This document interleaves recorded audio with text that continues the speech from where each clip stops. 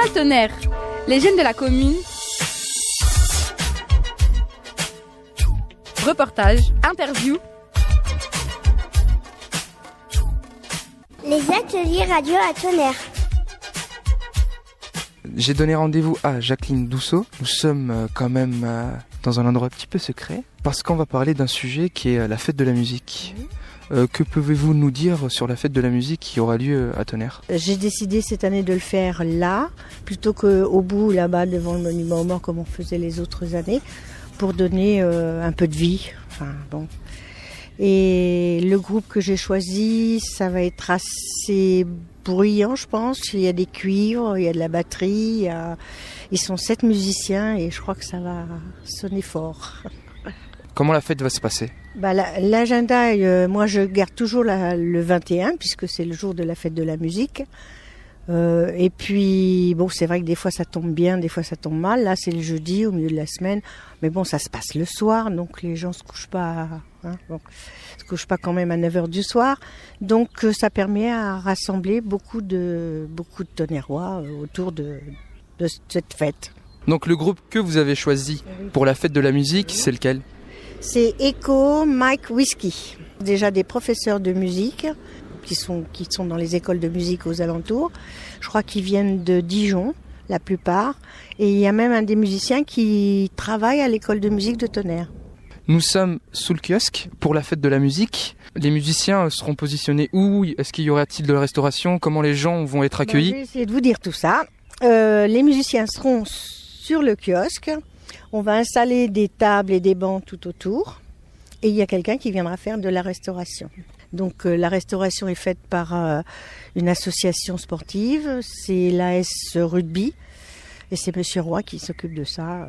À part la fête de la musique, y a-t-il donc d'autres rendez-vous pour l'été ?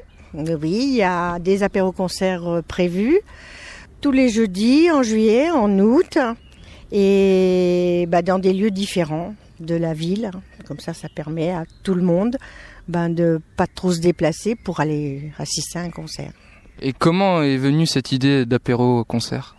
Moi, cette idée m'est venue parce qu'au départ, tout était fait, les apéro-concerts étaient faits sur la place Marguerite de Bourgogne. Et j'aime beaucoup cette place, mais je la trouve très impersonnelle. C'est-à-dire ? C'est grand et ça réunit pas.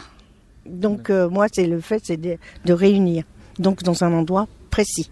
À part les apéros-concerts, y a-t-il un autre rendez-vous qu'il ne faut pas manquer ? Le feu d'artifice, bien sûr. 14 août, sur le champ de la Lame, comme on le fait, parce que de toute façon, pour un feu d'artifice, je ne peux pas m'installer n'importe où. C'est un grand feu, donc il faut qu'il y ait de l'espace, et c'est là-bas que ça se passe. Et pourquoi pas le 14 juillet ? Eh bien, une année, nous n'avons pas pu faire le feu d'artifice parce que les artificiers consciencieusement nous ont dit si on tire le feu avec la pluie et le sol mouillé, ça va être raté. Donc, en décision, pas moi toute seule, mais en parlant avec Madame le maire et tout ça, on s'est dit on va l'arrêter, on peut pas faire autrement, puisque les artificiers voulaient pas, ça n'assurait pas le feu. Donc, et on l'a reporté un 14 août.